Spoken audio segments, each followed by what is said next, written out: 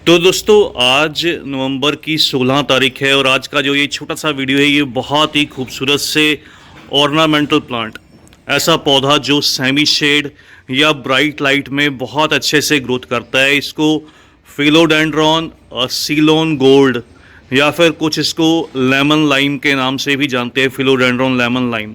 हालांकि ये Ceylon gold रहता है और इसमें फाइलोडेंड्रॉन में बहुत सी वैरायटीज़ आती हैं और उन सब में से कह सकता हूँ कि एक बहुत खूबसूरत हार्डी वैरायटी में से एक ये वैरायटी रहती है।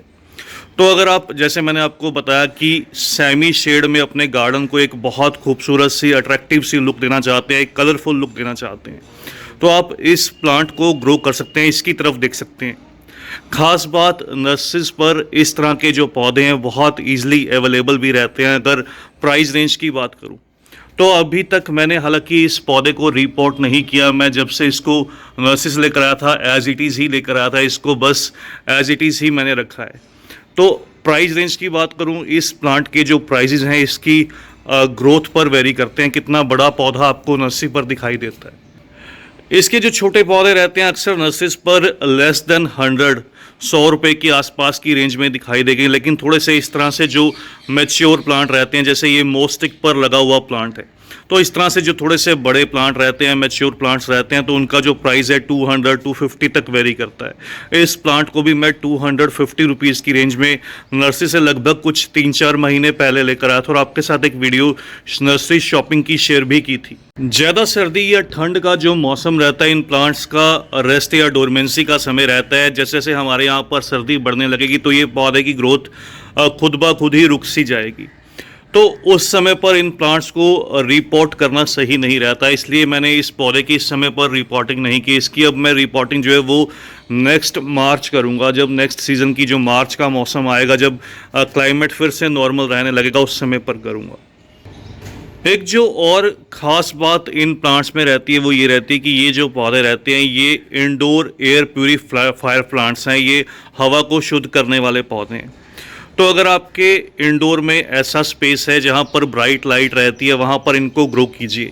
जहाँ पर कुछ विंडो में से छनकर जो धूप है वो आए या अच्छी रोशनी आए, तो आपके इंडोर में जितनी भी जो टॉक्सिक गैसेस रहती हैं, जो सेहत के लिए अच्छी नहीं रहती, उन सभी को ये धीरे धीरे रिमूव कर देंगे।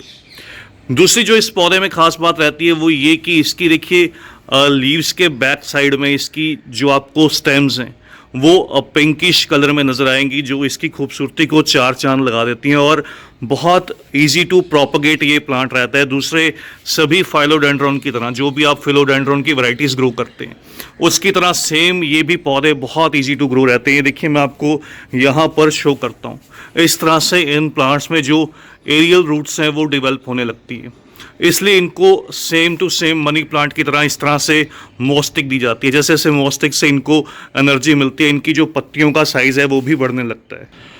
प्रोपगेशन इनकी मिट्टी में और पानी में दोनों तरह से की जाती है। इनकी प्रोपगेशन के लिए इस तरह से जो इनकी ऊपर की स्टेम्स रहती हैं उनको आप कट कर लीजिए, कट करके इनकी जो एरियल रूट्स हैं उनको मिट्टी में दबा दीजिए, या फिर सिंपली जो टैप वाटर रहता है, जो नल का पानी रहता है, उसके अंदर आप इसको प्लेस कर दीजिए और हर 8 से 10 दिन में इसका जो पानी है वो चेंज करते रहिए। तो आप नोटिस करेंगे लगभग 1 साल के गैप में जब आप इसको एक पौधा नर्सरी से लेकर आएंगे, 1 से 10 पौधे आप इजीली तैयार कर लेंगे। एक जो और बात इस प्लांट में बहुत ही खास रहती है, जैसे जैसे इसकी जो नई पत्तियां हैं वो निकलना स्टार्ट होती हैं, वो आपको नियॉन कलर में या लाइट लेमन कलर में दिखाई देती हैं, लेकिन जैसे जैसे आप नोटिस करेंगे इसकी जो लीव्स हैं वो मैच्योर होने लगती हैं तो वो ग्रीनरी को लिए रहती हैं। सेम बहुत सी फिलोडेंड्रॉन की जो वेरीगेटेड वाली वैरायटीज़ रहती हैं उनमें भी यही रहता है, जब उनकी नई पत्तियां निकल कर आती हैं वो वेरीगेशन को लिए रहती हैं, लेकिन जैसे जैसे वो मैच्योर होने लगती हैं तो उनका वेरीगेशन ख़त्म होने लगता है। अगर आपके एरिया में टेम्परेचर नॉर्मल है और आप इस तरह के पौधों को रिपोर्ट करना चाहते हैं तो इनके लिए जो सॉयल मिक्स सही रहता है वो एक हिस्सा मिट्टी, एक हिस्सा खाद, एक हिस्सा कह सकता हूँ कि सैंड, रेत या बजरी का लीजिए, और एक हिस्सा जो इसके अंदर है वो कोकोपीट का इस्तेमाल कीजिए। तो इस तरह से 4 हिस्सों में इसकी जो मिट्टी है वो रेडी कीजिए। इस तरह की सॉयल के अंदर जिसमें हल्की सी नमी मेंटेन रहे, उसमें ये बहुत अच्छे से ग्रोथ करते हैं। फर्टिलाइज़र की बात करूं तो बहुत हैवी फर्टिलाइज़र इन प्लांट्स को पसंद नहीं रहता, क्योंकि ये सेमी शेड के प्लांट्स हैं, कोई फ्लावरिंग प्लांट्स नहीं है। तो फिर भी आप चाहें तो इन प्लांट्स को कभी कभार मंथली या 2 मंथली एक बार बैलेंस्ड जो एनपीके रहता है, एनपीके 19-19, एनपीके 20-20, उसका 1 ग्राम 1 लीटर पानी में डिज़ोल्व करके इसकी मोस्टिक पर स्प्रे कीजिए। तो उससे इसकी जो कलर्स हैं वो भी अच्छे से निकल कर आएंगे। दूसरा, इसकी जो ग्रोथ है वो बहुत तेज़ी से निकल कर आएगी।